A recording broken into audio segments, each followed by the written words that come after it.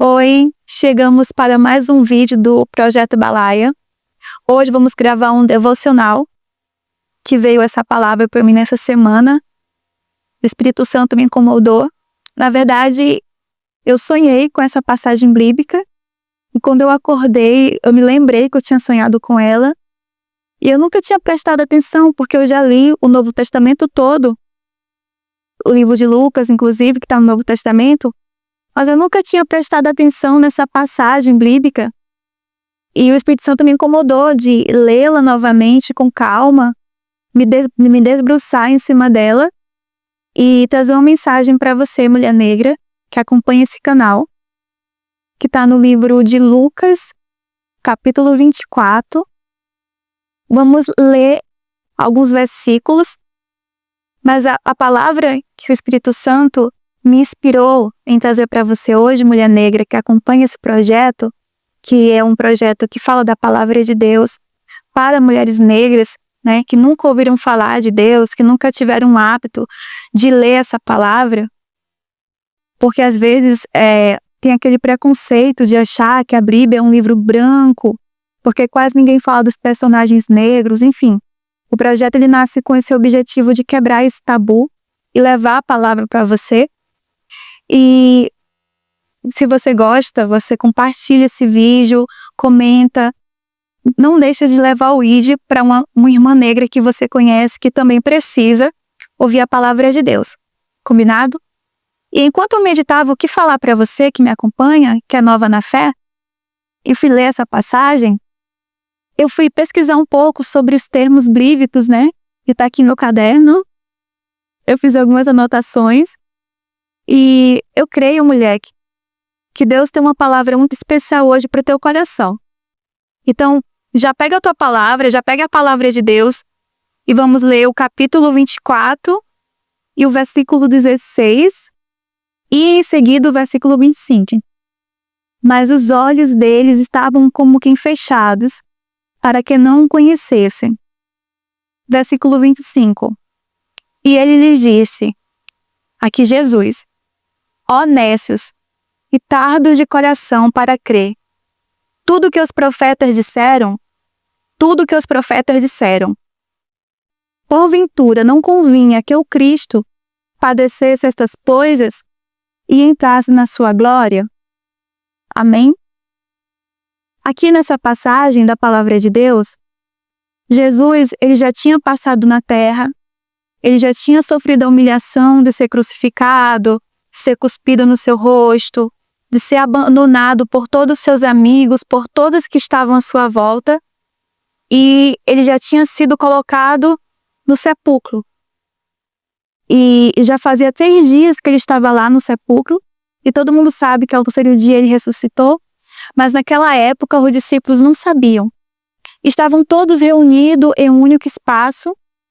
De repente a palavra de Deus pega esses 2 discípulos que saem dessa reunião, desse lugar de dor, em que estão todos conversando, comentando da humilhação que Jesus passou, do sacrifício que ele passou, alguns falando que tinham expectativa que ele seria o libertador do povo de Israel, mas agora que ele estava morto. Enfim, estavam discutindo.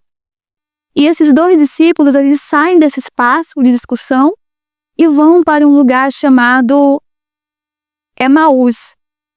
Emaús é uma palavra, né? Significa lugar de águas quentes. Então eles estavam indo para um lugar de descanso. Eles estavam indo nesse caminho e conversando sobre o que aconteceu com Jesus. E o objetivo era chegar nesse espaço de águas temáticas, de águas quentes, e quem sabe descansar de todo aquele estresse, de daquele barulho, daquela situação que eles vivenciaram de forma muito intensa.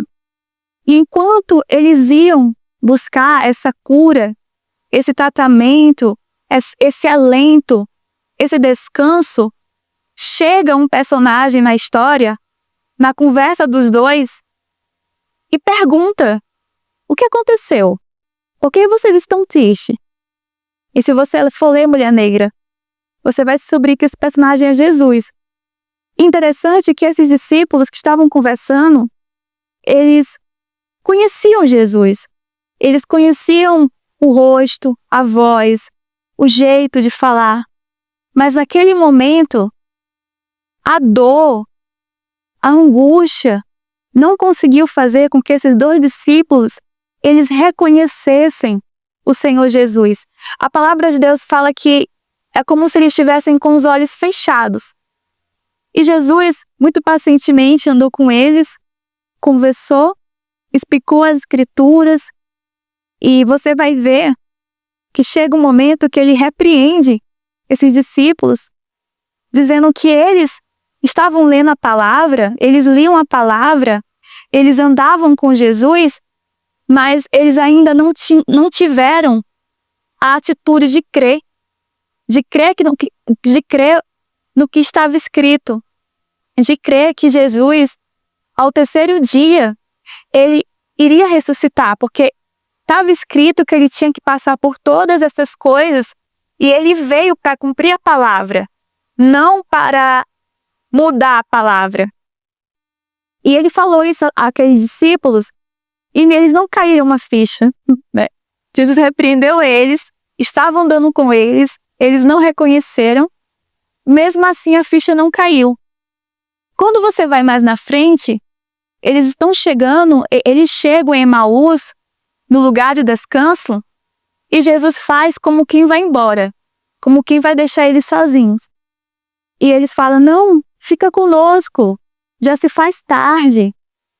Jesus aceita o convite, eles ficam em uma mesa, e no repartir do pão, veja que interessante, no repartir do pão, é que aqueles discípulos se deram conta que eles estavam caminhando com Jesus. Que aquele que falava de forma autoritária, de forma mansa a palavra, que repreendia eles sobre eles não estar crendo na palavra, era o próprio Jesus. Só naquele momento é que os olhos deles se abriram e Jesus saiu daquele espaço e eles comentaram, por acaso o nosso coração ele não ardia quando ele falava conosco? E eles correram para contar para os outros discípulos que, de fato, Jesus estava vivo. Eu vou parar aqui essa passagem para depois você ler como uma atividade de casa. E eu quero que você se atenha a isso. No caminho de Emaús, no caminho do descanso, muitas vezes nós não vemos que Jesus já está caminhando conosco. Muitas vezes a gente se segura tanto na nossa dor, na nossa dificuldade, nas barreiras, no medo, na ansiedade, que não se dá conta que o nosso Deus, ele já está caminhando e cuidando da gente, cuidando de todos os detalhes. E enquanto a gente tenta chegar nesse lugar de descanso, Deus, mulher, ele já é o teu descanso. Você não precisa ter tudo aquilo que você acha que precisa agora. O que você precisa é entender que Jesus, ele já está caminhando contigo nessa jornada. Que Jesus é o teu amigo. Que é ele que não vai soltar as tuas mãos.